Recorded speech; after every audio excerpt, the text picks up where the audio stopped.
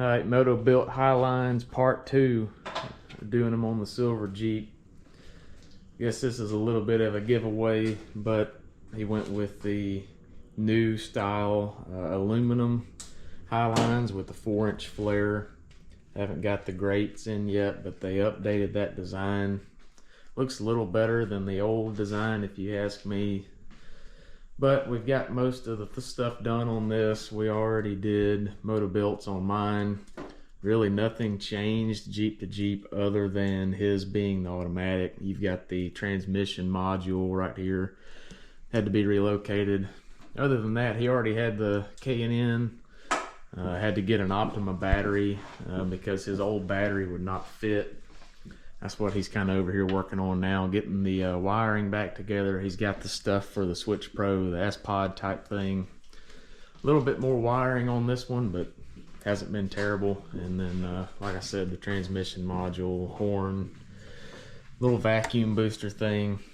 Fairly straightforward. Fenders went on good. Had to cut the rocker panel a little bit on his. Can't really even tell it's cut. Was able to keep all the decals and everything, but his rocker extended too far forward because it was the older style that wasn't meant for the Highline fenders, so the edge of the fender was contacting a small amount. Trim that back, everything's on, good to go, trying to get him on the trail with us in a couple days. So over here about to do the hood. That's what this video is going to be of. For the most part, I skipped the hood on mine. Got in a rush and stopped filming for that part, so skip straight from the fender install to the reveal.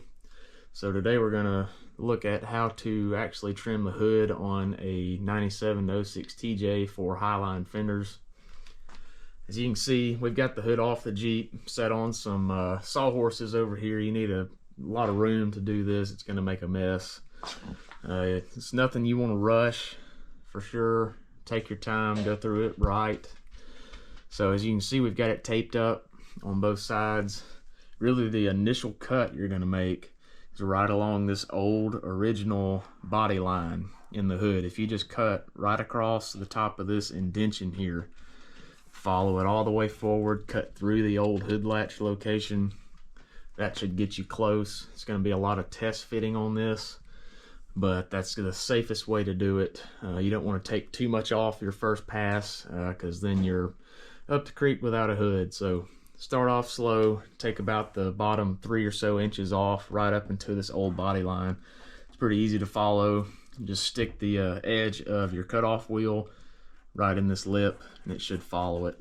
So that's what we're going to get started with here in a minute. So what we're going to be using to cut is just a DeWalt angle grinder with a cutoff wheel, 4.5 inch sharp metal cutoff wheel. It's meant for cutting through metal, aluminum, steel, anything. So that's what we're using. I always want to be a little safe with these. They can be a little dangerous, but we've already done it once, so hopefully the second time goes smooth too.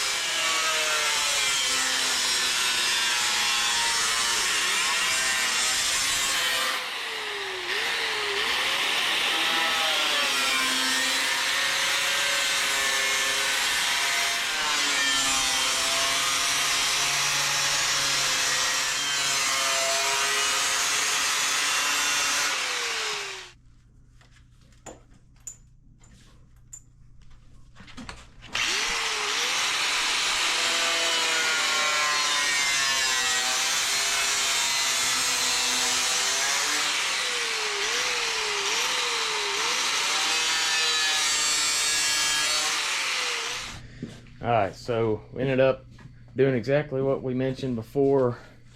It's about 3.5 inches off. Obviously the hood's flipped upside down right now.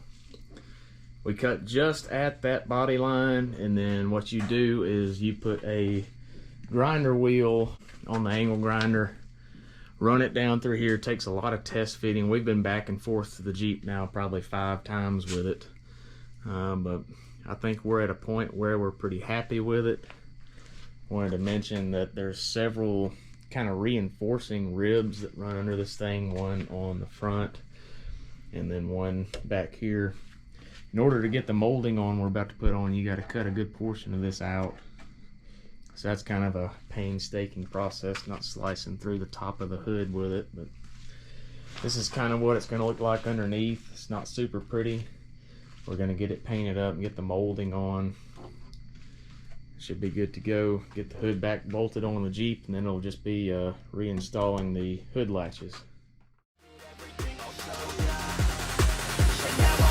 I'ma blow up.